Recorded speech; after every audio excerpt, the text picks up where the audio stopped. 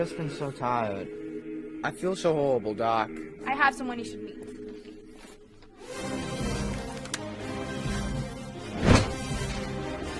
These pharmaceutical-grade supplements should do the trick. If your cells are healthy,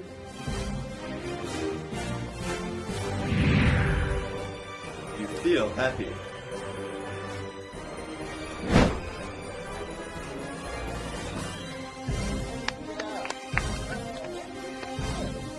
And your body will be healthy. Experience the Usano difference.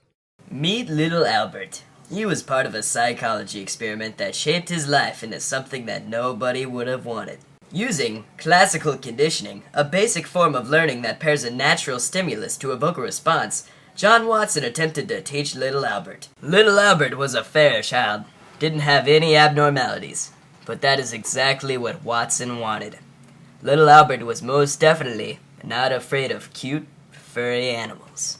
Watson used cute, furry animals as a neutral stimulus, which initially produces no specific response, but Watson paired it with an unconditioned stimulus, which was symbols that caused little Albert to respond in a natural manner, which would evoke an unconditioned response: being afraid.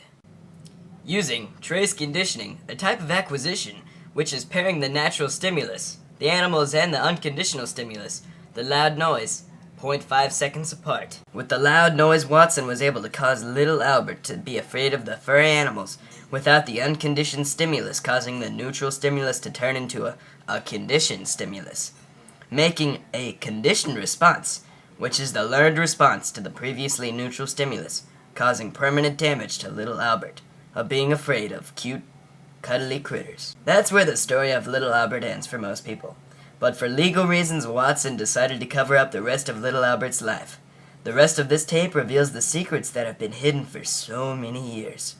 This answers the age-old question: what happened to little Albert? Watson consulted with many other psychologists about what he should do about his predicament with little Albert. But little Albert had a difficult time with learning. Watson handed over his problem to B.F. Skinner. Off the record, of course, because Skinner had made advancements in behavioral training with his technique of operant conditioning, based on rewards and punishment. Skinner started his training with trying to shape little Albert's behavior back to its original form. Shaping is reinforcing successive approximations to desired behavior. Using omission training, Skinner had a difficult time making little Albert change.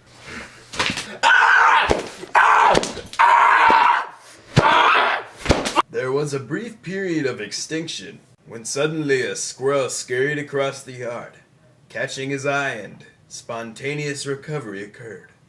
So Skinner decided to talk to Albert Bandura to see if little Albert could learn something from Bandura's observational learning experiments. He had a serious case of stimulus generalization. Little Albert wasn't just afraid of animals, but he was scared of everything that resembled fur, cloth, fabric, textiles, tissue, twine, and weave. And don't forget carpet. Bandura was an overall failure because little Albert would never model the behavior displayed to him. So with this last attempt to help little Albert, he decided that it would just be the best idea to live around his disability.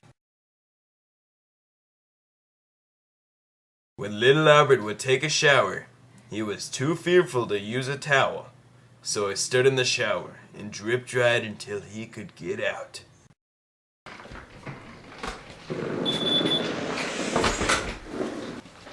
Albert always had a difficult time navigating throughout his house, so he created a cognitive map that allowed him to move throughout his house without having to touch any furry material. Little Albert's dating life was always difficult.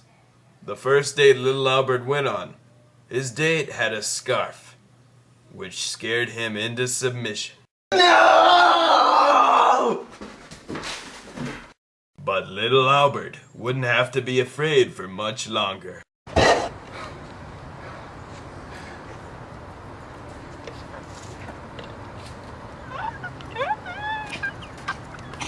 Got your carpet.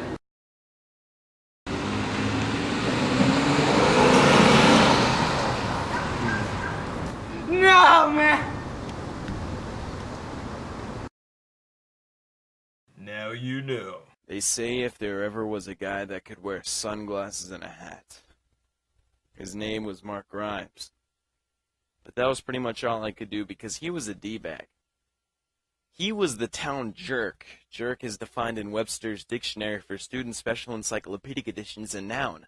A noun obviously being a person, place, or thing, but, anyways, the second definition of jerk is a foolish person, and let me tell you, Mark Grimes was most definitely foolish.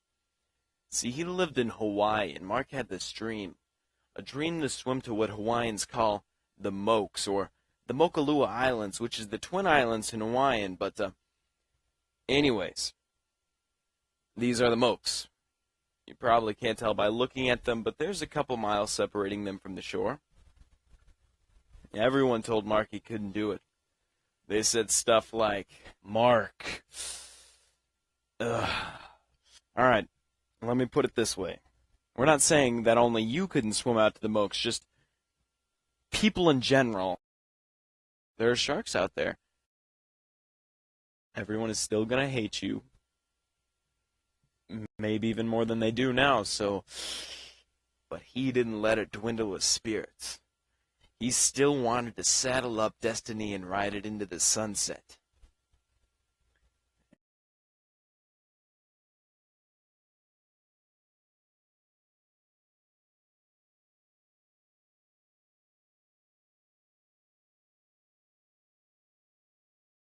And, now was the last time anyone saw him. Mark got what he asked for. I guess you could say God caught him in the corner with his pants down. Well, thanks for listening.